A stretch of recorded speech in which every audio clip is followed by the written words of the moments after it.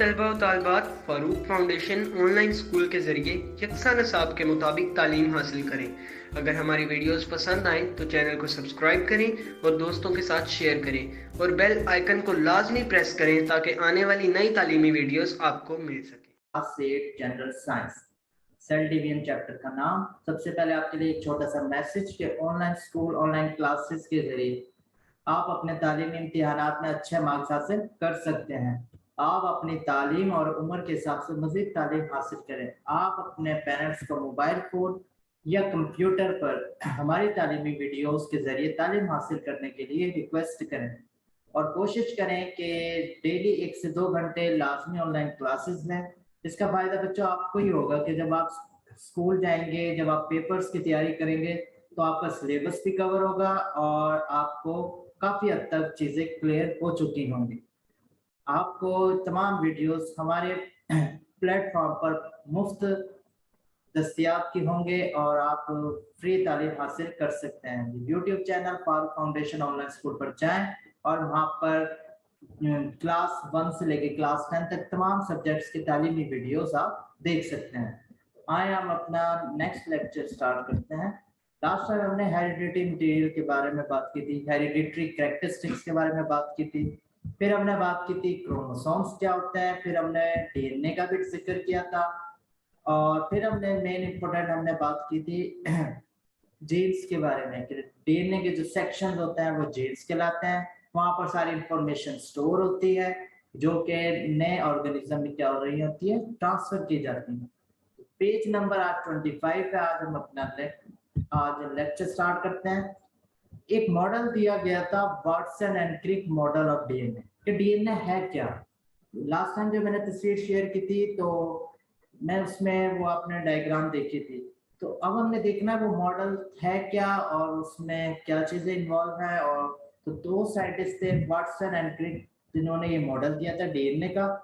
Each DNA molecule is made up of thousands of small units called nucleotides। तो जो एक DNA molecule है ना वो thousands of small units के जो thousands of small units हैं जिसको हम न्यूक्लियोटाइड्स कहते हैं उसके से मिलकर बना है। यानी each DNA molecule is made up of thousands of small units called nucleotides। ये जो स्मॉल यूनिट आते हैं उनको क्या कहते हैं, न्यूक्लियोटाइड। उनसे मिलके क्या बना है, डीएनए मॉलिक्यूल बना है। अब देखते हैं there are 4 types of nucleotides. वो न्यूक्लियोटाइड्स कौन कौन से हैं, तो उनकी बेसिकली 4 टाइप्स हैं। पहला है दीज आर एडेनिन, जिसे हम ए से शो करते हैं, adenine A, adenine nucleotide, thymine nucleotide 2, cytosine nucleotide 3 और गानिन न्यूक्लियोटाइड 4 हो गए। तो 4 टाइप्स है न्यूक्लियोटाइड की। सबसे पहले आपने बताना है कि जो डीएनए है वो मिलकर बना है स्मॉल जो यूनिट्स होते हैं जिन्हें हम न्यूक्लियोटाइड्स कहते हैं उनसे मिलकर बना है। फिर आप कहोगे कि there are 4 types of nucleotides. कौन कौन सी बच्चों 4 टाइप्स हैं, एडेनिन न्यूक्लियोटाइड, थाइमिन, साइटोसिन और गुआनिन न्यूक्लियोटाइड। 4 इसकी मेन टाइप्स हैं न्यूक्लियोटाइड्स की। अब according to Watson and Crick ने, अब जो वाटसन एंड क्रिक ने क्या कहा था, DNA molecule consists of 2 strands, कि उसके 2 स्ट्रैंड होते हैं, जैसे ये 1 और ये 2, कि उसके 2 स्ट्रैंड पर ये मुश्तमिल होता है, फॉर्म्ड ऑफ न्यूक्लियोटाइड्स। उसके अंदर क्या चीजें मौजूद होती है, न्यूक्लियोटाइड। ये जो आप ये जो देख रहे हो ये सेक्शन ग्रीन हो गया, ब्लू, ये सारे क्या है, न्यूक्लियोटाइड्स। तो उसने कहा था कि 2 स्ट्रैंड पे ये मिलकर बना है और उसके अंदर क्या होते हैं, न्यूक्लियोटाइड्स होते हैं। The 2 strands of DNA are linked to each other by cross bands like a ladder। ये जो ये जो 2 स्ट्रैंड है ये कैसे आपस में लिंक है, कि क्रॉस लैडर, जैसे सीढ़ी की तरह नहीं होता, सीढ़ी जब आप देखें तो ये देखो इस तरह ये एक दूसरे के साथ लिंक हुए पड़े। तो ये वाटसन एंड क्रिक ने हमें मॉडल दिया था डीएनए का कि इस तरह का। ये देखो ये वाटसन ये क्रिक है, इसने कहा था 2 स्ट्रैंड से मिलकर बना डीएनए। ये नंबर 1, इसको मैं 1 कह रहा हूँ, और ये नंबर 2। उसने कहा कि ये जो दोनों स्ट्रैंड है ये आपस में लिंक है लैडर फॉर्म, सीढ़ी की शक्ल में। ये देखो जब ये ऐसे जाएगा तो अगला उसके ऊपर ऐसे, तो ये इस तरह आपस में एक दूसरे से कनेक्टेड है। और उनके अंदर क्या है बच्चों, न्यूक्लियोटाइड। ये जो ग्रीन कलर का ये आपको स्काई ब्लू कलर के नजर आ, ये क्या है? न्यूक्लियोटाइड। तो ये डीएनए के स्ट्रैंड के अंदर ही न्यूक्लियोटाइड मौजूद है। ठीक हो गया। ये मैं आपको एक और डायग्राम है उसके साथ इसके न्यूक्लियो, ये बच्चों डीएनए और ये उसके क्या है? न्यूक्लियोटाइड्स है। ये सी, जैसे ये अभी हमने टाइप्स पढ़ी थी ना न्यूक्लियोटाइड्स की, तो ये ग्वानिन हो गया, ये साइटोसिन हो गया, ये ए लिख रहा है तो ये एडेनिन हो गया, ये ग्रीन टी लिख रहा है तो ये थाइमिन हो गया। तो ये क्या है? न्यूक्लियोटाइड की बेसिस है, न्यूक्लियोटाइड की टाइप्स है। ये डीएनए की बैकबोन है। अब हम इसके बारे में थोड़ा सा डिटेल में पढ़ते हैं। ये आपको पहला पैराग्राफ में सिर्फ न्यूक्लियोटाइड्स का बताया और बताया कि डीएनए के कितने स्ट्रैंड्स होते हैं बच्चों? 2 स्ट्रैंड्स होते हैं और 2 स्ट्रैंड आपस में लिंक होते हैं किसकी वजह से? बाय क्रॉस बैंड, जो कि लेटर की सीढ़ी की तरह ही आपस में क्या होते हैं? लिंक होते हैं। तो DNA molecule consists of 2 strand, 2 strand होते हैं फॉर्म्ड ऑफ न्यूक्लियोटाइड, जो किससे मिलके बना होता है? न्यूक्लियोटाइड। कोई मुश्किल बिल्कुल भी इसमें कोई ऐसी परेशानी वाली बात नहीं है। अब है ट्रांसमिशन ऑफ कैरेक्टर्स, ये हमारा मेन टॉपिक है कि कैरेक्टरिस्टिक कैसे ट्रांसमिशन होती है, कैसे ट्रांसमिट होती है, ये हमने देखना है। अब वो कहता है when an organism forms gametes, जब भी कोई जानदार गैमेट्स बनाता है, स्पर्म हो या एग, बाय मियोसिस, मियोसिस के जरिए, the number of chromosome is reduced to half in gametes. ये बात हम पहले भी पढ़ चुके हैं, आपको ये बात क्लियर होनी चाहिए। मैंने कहा था जब भी गैमेट्स बनेंगे क्रोमोसोम्स की तादाद क्या हो जाएगी? हाफ हो जाएगी। तो यही लाइन वो कह रहा है, when an organism form gametes. Gametes क्या हो सकते हैं? स्पर्म, ये होते हैं मेल की तरफ से और एग होते हैं फीमेल की तरफ से। तो जब भी अगर गैमेट्स बनाएगा, मेल बनाए या फीमेल, गैमेट्स बनते किसकी वजह से? मियोसिस की वजह से। क्यों? क्योंकि मियोसिस के अंदर ही क्रोमोसोम्स की तादाद क्या हो जाती है? हाफ हो जाती है। यहाँ माइटोसिस क्यों नहीं लिख सकता? अगर मैं माइटोसिस लिखूंगा तो उस माइटोसिस में तो हमें पता है क्रोमोसोम्स की तादाद सेम रहती है, लेकिन जबकि मियोसिस के अंदर क्रोमोसोम्स की तादाद हाफ हो जाती है। तो जब भी गैमेट्स बनते हैं द नंबर ऑफ क्रोमोसोम्स, ये जो क्रोमोसोम्स के जो नंबर है या तादाद है, इज रिड्यूस टू हाफ, तो उसकी तादाद क्या हो जाती है? आधी हो जाती है, हाफ हो जाती है इन द गैमेट्स के अंदर। जैसे हैप्लॉइड एंड स्पर्म्स और एग्स आर प्रोड्यूस्ड। मतलब इसका क्या है? हैप्लॉइड का मतलब है n number of sperm produce होंगे और n नंबर ऑफ क्या होंगे? एग सेल प्रोड्यूस होंगे। अब एक n का मतलब है सिंगल, ये भी n इसके अंदर। जब ये आपस में मिलते हैं, कंबाइन करते हैं, तो ये डिप्लॉइड सेल बनाते हैं। n दो n आपस में मिलकर बना देंगे 2n। तो ये हैप्लॉइड सेल, n का मतलब होता है हैप्लॉइड, इसमें सिंगल 1n है, और 2 आ गया तो इसका मतलब आ जाएगा डिप्लॉइड। अब वो कहता है कि हैप्लॉइड स्पर्म, यानी आधा जो n जो है वो स्पर्म के और eggs are produce. Haploid sperm produce होते हैं और एग्स प्रोड्यूस होते हैं, यानी n स्पर्म के लिए और n ही एग्स के लिए ये गैमेट्स ये क्या होते हैं? प्रोड्यूस होते हैं। अब क्या होगा? It means the hereditary material is also reduced to half in the gamete. वो कहता है आधा जो जेनेटिक मटेरियल वो स्पर्म के पास आ गया, आधा है एक्स के अंदर मुंतकिल, हाफ हाफ हो गया इनके अंदर, यानी हाफ जो कैरेक्टरिस्टिक है वो मेल के अंदर है और हाफ है बच्चों फीमेल के अंदर है। अब ये जो कैरेक्टरिस्टिक है दोनों की, ये जानदार में कैसे ट्रांसफर होगी? जब ये दोनों आपस में मिलेंगे, n आपस में जब मिलेगा तो ये 2n बन जाएगा। अब ये जो आधी खसूसियात जो इसकी थी वो भी इसके अंदर शामिल हो गई। अब जो आधी खसूसियात फीमेल की थी वो भी इसी के अंदर शामिल होगी और इसके अंदर में नया जो ऑर्गेनिज्म प्रोड्यूस होगा वो सारी कैरेक्टरिस्टिक इसमें आ जाएगी। दोबारा देखो, हैप्लॉइड स्पर्म और एग्स आर प्रोड्यूस। हैप्लॉइड का मतलब है n स्पर्म के प्रोड्यूस होंगे और n किसके होंगे? एग सेल के। ठीक है।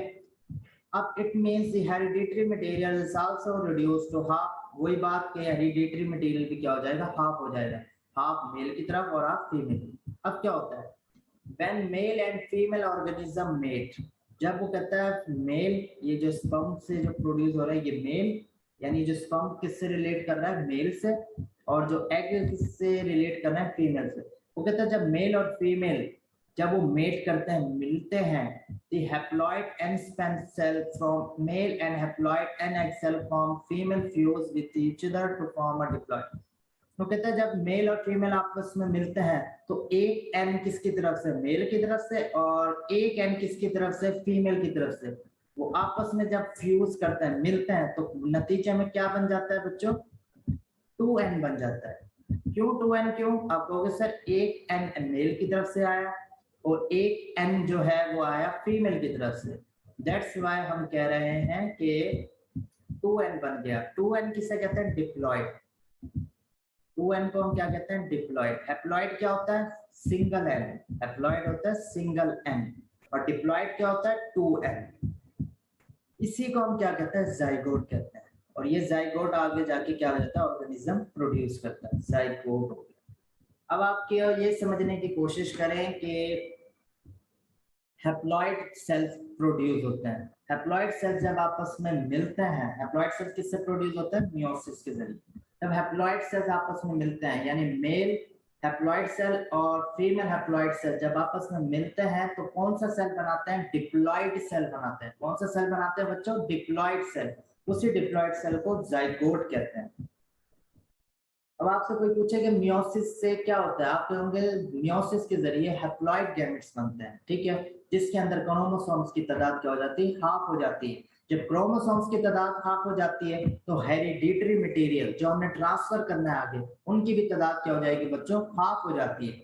इसी तरह जब मेल और फीमेल आपस में मिलते हैं तो हाफ मेल की तरफ से और हाफ फीमेल की तरफ से जब वो कंबाइन करते हैं तो नतीजे में क्या बन जाता है, डिप्लॉयड, यानी 2n बन जाता है। ठीक हो गया, यानी ये मेल है। मैं इसको दोबारा कोशिश करता हूँ कि ये मेल m और ये फीमेल f। इसके पास इसका कौन सा सेल है, हैप्लॉइड सेल है। ठीक हो गया, ये हैप्लॉइड n प्रोड्यूस कर रहा है। इसके कौन से गैमेट्स है, इसके भी हैप्लॉइड गैमेट्स हैं या सेल। अब ये मेल और फीमेल जब आपस में मिलते हैं तो एक n मेल की तरफ से, दूसरा n फीमेल की तरफ से। अब 2n बन जाएंगे तो यहाँ पर क्या लिख दोगे आप, 2n। तो ये पहले हैप्लॉइड था। हैप्लॉइड मैंने क्या कहा था, हैप्लॉइड वो होता है जो सिंगल n हो। ये भी सिंगल n, ये भी सिंगल n, तो ये दोनों हैप्लॉइड है। लेकिन जब ये मिलके आपस में 2n बनाते हैं तो हम इसको क्या नाम देते हैं, डिप्लॉइड कहते हैं। अब क्या हुआ कि जो आधी कैरेक्टरिस्टिक मेल के अंदर थी, आधी कैरेक्टरिस्टिक फीमेल के अंदर थी, अब ये दोनों जब आपस में मिले तो ये जो नया जानदार बना है जिसे हम जाइगोट कहते हैं, डिप्लॉयड जो सेल बना है, अब आधी खसूसियत उसके अंदर फीमेल की भी आ जाएंगी और आधी खसूसियत क्या आ जाएगी बच्चों, मेल के अंदर। इस तरह से जो कैरेक्टरिस्टिक है वो पेरेंट्स से क्या होती है, बच्चों में मुंतकिल होती है। In this way, the complete hereditary material is restored, कि जो इस तरह पूरा जो हेरिडिटरी मटेरियल है वो क्या हो जाता है, रिस्टोर हो जाता है इन द जाइगोट के अंदर। The physical and functional unit of all the characters are transferred in the zygote. इसका मतलब है जाइगोट के अंदर मेल की तरफ से भी जीन्स ट्रांसफर हो गए और फीमेल की तरफ से भी जीन्स ट्रांसफर हो गए। The zygote after passing through various changes, अब जाइगोट के अंदर भी कुछ काफी चेंजेस आती हैं, कुछ स्टेजेस हैं, उसके बाद वो क्या बन जाता है, एक डेवलप ऑर्गेनिज्म, एक चाइल्ड बन जाता है, एक नया जानदार बन जाता है। Thus zygote is the first cell from which the life of an organism start, यानी जाइगोट एक वो पहला सेल है जिसके अब जिससे आगे वो क्या हो जाता है, बच्चा नशोनुमा पाता है, एक डेवलप ऑर्गेनिज्म बनता है। तो इस तरह आप ट्रांसमिशन ऑफ कैरेक्टरिस्टिक बात करते हैं। तो आपने यही कहना है कि ट्रांसमिशन ऑफ कैरेक्टर्स में क्या होता है कि जो गैमेट सेल प्रोड्यूस होते हैं मियोसिस के जरिए, हैप्लॉइड जो जिसे हम गैमेट सेल कहते हैं, जब वो आपस में मिलते हैं तो उसके अंदर क्या बनता है, एक डिप्लॉइड सेल बनता है। अब डिप्लॉइड सेल के अंदर क्या होता है, कैरेक्टरिस्टिक मेल की भी आ जाती है और फीमेल की। मैं इसको दोबारा यहाँ से रिपीट कर रहा हूँ, ये थोड़ा सा क्रिटिकल है लेकिन आपको समझ आनी चाहिए कि when an organism form gametes, जब भी कोई जानदार गैमेट्स बनाता है, जब भी गैमेट्स का लफ्ज है आपके सहन स्पर्म्स आ जाएंगे और एग्स आ जाएंगे सहन। स्पर्म मैंने कहा था मेल की तरफ से होता है और एग्स होता है फीमेल की तरफ से। तो जब भी गैमेट्स बनते हैं मियोसिस की वजह से, उनमें नंबर ऑफ क्रोमोसोम्स की तादाद क्या हो जाती है बच्चों, हाफ हो जाती है। जब नंबर ऑफ क्रोमोसोम्स की तादाद हाफ हो गई है तो हेरिडिटरी मटेरियल भी क्या हो जाएगा, हाफ हो जाएगा। हैप्लॉइड एन स्पर्म और एग्स आर प्रोड्यूस, उसके नतीजे में हम क्या होगा, हैप्लॉइड सेल प्रोड्यूस होंगे, यानी एन बनेगा मेल की तरफ से और एक और एन बनेगा हैप्लॉइड फीमेल की तरफ से। अब मैं कह सकता हूं कि मेल के पास भी हैप्लॉइड सेल है एक, और फीमेल की तरफ भी हैप्लॉइड सेल है, हैप्लॉइड गैमेट्स हैं, ठीक है। अब क्या होगा, हाफ कैरेक्टरिस्टिक मेल के पास है, हाफ कैरेक्टरिस्टिक फीमेल के पास है। अब इन्होंने, अब ये जब ये आपस में कंबाइन करते हैं तो इन जब भी कोई नया डेवलपमेंट होती है, नया ऑर्गेनिज्म बनता है, तो वो क्या बनेगा, 2n। 2n का मतलब है एक एन मेल की तरफ से और एक फीमेल की तरफ से, ये बन गया 2n, जिसे हम डिप्लॉइड कहते हैं। अब इसके अंदर मेल की भी कैरेक्टरिस्टिक मौजूद है, फीमेल की भी, तो कहता है it means hereditary material is also produced to half in the male and diploid cell. From when ये फ्यूज होता है तो ये डिप्लॉइड सेल बनता है, जिसे हम ज़ाइगोट कहते हैं। ठीक हो गया। हैप्लॉइड हैप्लॉइड मिलके क्या बनाता है बच्चों, डिप्लॉइड बनाता है। हैप्लॉइड हैप्लॉइड बनके क्या बनाता है, डिप्लॉइड बनाता है। अब क्या होता है कि डिप्लॉइड सेल जिसे हम ज़ाइगोट कहते हैं, इसी से नया जानदार बनता है। अब कहते हैं inheritable and non inheritable characteristic कौन सी है। इनहेरिटेबल जो मतलब मुंतकिल हो सके, विरासती हो, और नॉन इनहेरिटेबल जो विरासती ना हो। The characteristics such as eye color, skin color, hair color, free or attached earlobes, height, intelligence are transmitted from parents to the offspring. Such characters that are transmitted from one generation to next generation are called inheritable characters. कोई आपसे inheritable characters होते क्या है, आप कहोगे ऐसे characters जो parents से बच्चों में मुंतकिल हो जाए, वो क्या कहलाते हैं, इनहेरिटेबल कैरेक्टर्स, यानी विरासती कैरेक्टर्स कहलाते हैं। उनमें कौन कौन से विरासती कैरेक्टर है, आई कलर हो गया, हमने पीछे भी पढ़ा है, स्किन कलर हो गया और हेयर कलर हो गया, फ्री और अटैच्ड एयर लॉब्स हो गई, हाइट हो गई, इंटेलिजेंस हो गई, are transmitted from parents to the offspring. ये बात क्लियर होगी यहाँ तक, ठीक है। सच कैरेक्टर्स, ये डेफिनेशन है इसकी, सच कैरेक्टर दैट आर ट्रांसमिटेड, जो ट्रांसमिट हो जाए आसानी से, फ्रॉम वन जनरेशन, एक जनरेशन से यानी पेरेंट्स से, टू द नेक्स्ट जनरेशन यानी बच्चों में, आर कॉल्ड इनहेरिटेबल कैरेक्टर्स। ये डेफिनेशन, अब आप भूलना नहीं चाहिए। इनहेरिटेबल क्या होता है, जो ट्रांसफर हो जाए। इनहेरिटेबल कैरेक्टर्स क्या होता है, जो ट्रांसफर हो जाए। आपने पहले डेफिनेशन लिख देनी है, such characters that are transmitted from one generation to next generation are called inheritable। उसके बाद आपने क्या करना है, ये इसकी एग्जांपल दे देनी है कि कैरेक्टर कौन कौन से हो सकते हैं। Character such as eye colour हो गया, हेयर कलर, ठीक है, यानी आई कलर हो गया, हेयर कलर हो गया, हाइट हो गई, ये इनहेरिटेबल कैरेक्टर है, ये पेरेंट्स से बच्चों में मुंतकिल हो सकते हैं। अब आते हैं इनहेरिटेबल कैरेक्टर्स। मैनी कैरेक्टर यानी ऐसे नॉन इनहेरिटेबल कैरेक्टर्स की अगर हम बात करें, यानी ऐसे कैरेक्टर जो विरासत में मुंतकिल ना हो, सिंपल, उसे हम कहेंगे non inheritable characters. Many characters of parents are not transfer, कि कुछ ऐसे कैरेक्टर्स हैं पेरेंट्स के वालिदैन के जो ट्रांसफर नहीं होते टू देयर ऑफस्प्रिंग, बच्चों में, because these are not developed by genes, जो कि क्योंकि वो जीन्स डेवलप नहीं करते। जो भी कैरेक्टर अगर जीन्स डेवलप करेगी वो ही ट्रांसफर होंगे, जो कैरेक्टर जीन डेवलप नहीं करेगी वो जो कैरेक्टर है वो क्या होंगे, वो आगे ट्रांसफर नहीं होंगे। तो कहते हैं many characters of parents are not transfer to their offspring, कि वो बच्चों में मुंतकिल क्यों नहीं होते, because these are not developed, क्योंकि वो डेवलप नहीं होते बाय जीन्स, जीन्स की मदद। यानी अगर वो कैरेक्टर जीन्स प्रोड्यूस करता तो वो ट्रांसफर हो जाते, लेकिन अगर वो कैरेक्टर जीन्स प्रोड्यूस नहीं कर रहा तो वो कैरेक्टर आगे ट्रांसफर नहीं होगा। Such characters are called non inheritable character, ये इसकी डेफिनेशन है। अब इनहेरिटेबल कैरेक्टर समझ आ गए, जो ट्रांसफर हो जाए। नॉन इनहेरिटेबल कैरेक्टर्स जो ट्रांसफर ना। फॉर एग्जांपल आप ये देखते हैं कौन कौन से हो सकते हैं non inheritable character. If a body organ of a person is lost or weakened due to disease, this character is not transferred to Israel। अच्छा, वो अब नॉन हेरिडिटेबल कौन कौन से हो सकते हैं।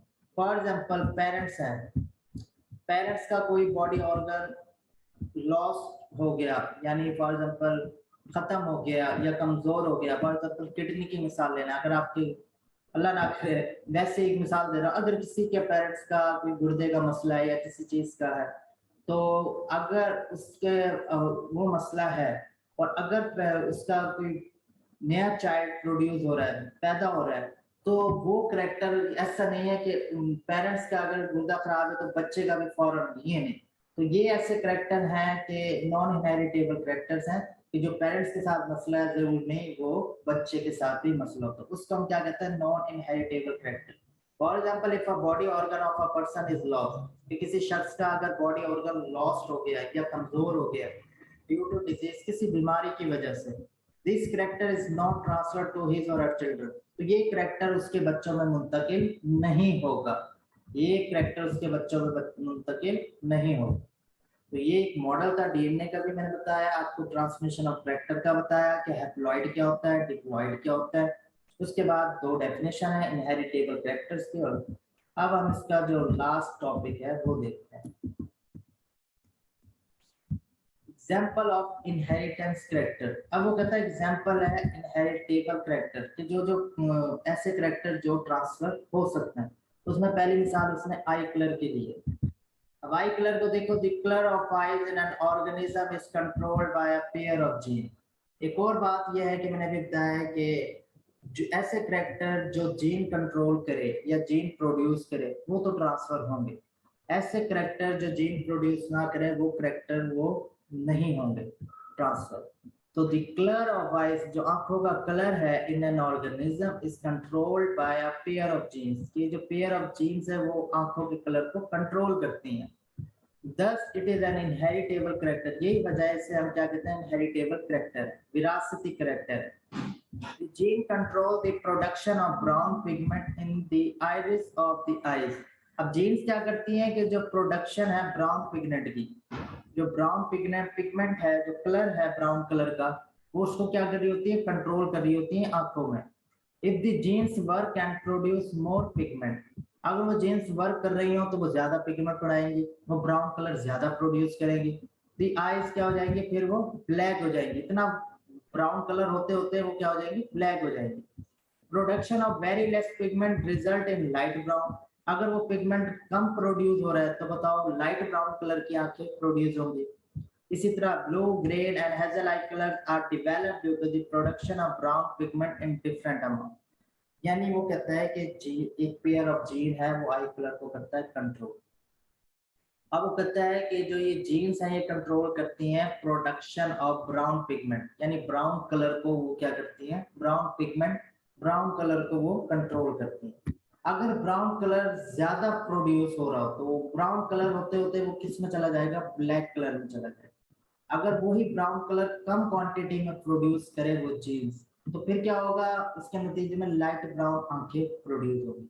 इसी तरह अगर यही ब्राउन पिगमेंट डिफरेंट क्वांटिटीज में, अमाउंट में, यानी ज्यादा कभी कम इसमें प्रोड्यूस आए, तो फिर उसके नतीजे में ब्लू आइज भी बनती हैं, ग्रीन आइज भी बनती हैं, हेजल आइज भी। तो ये एक आई कलर है।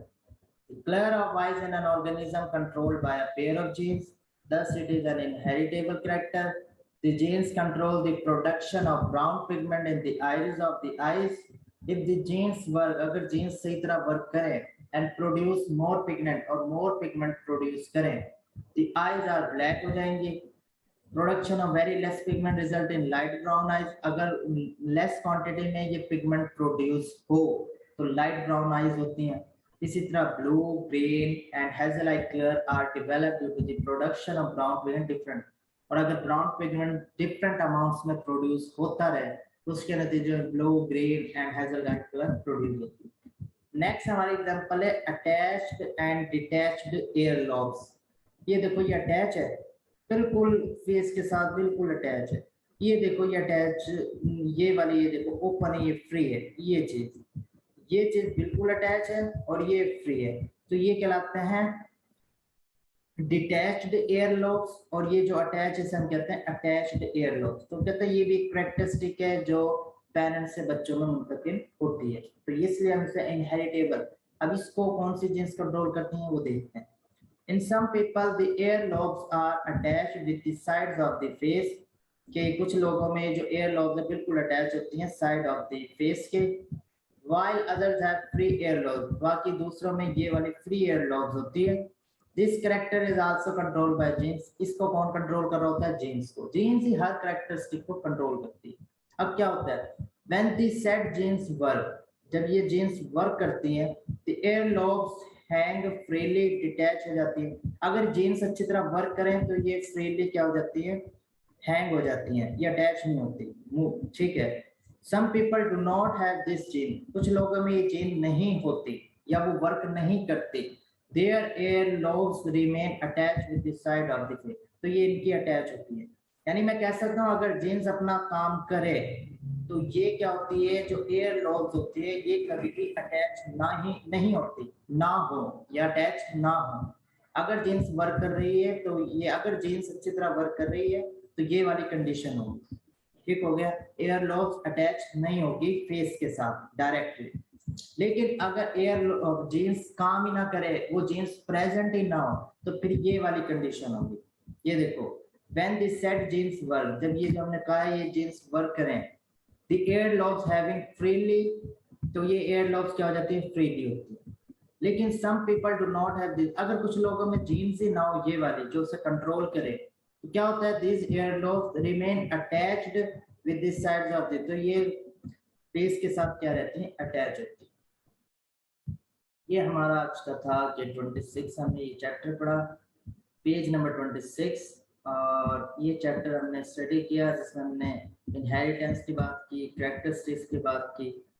एक कुछ आपने अच्छी तरह इसको प्रिपेयर करना है, वाटसन एंड क्रिक मॉडल मैंने बताया, और ये आपने अच्छी तरह रिवाइज करना है। नेक्स्ट जो लेक्चर होगा वो एक्सरसाइज का होगा। अल्लाह हाफिज़।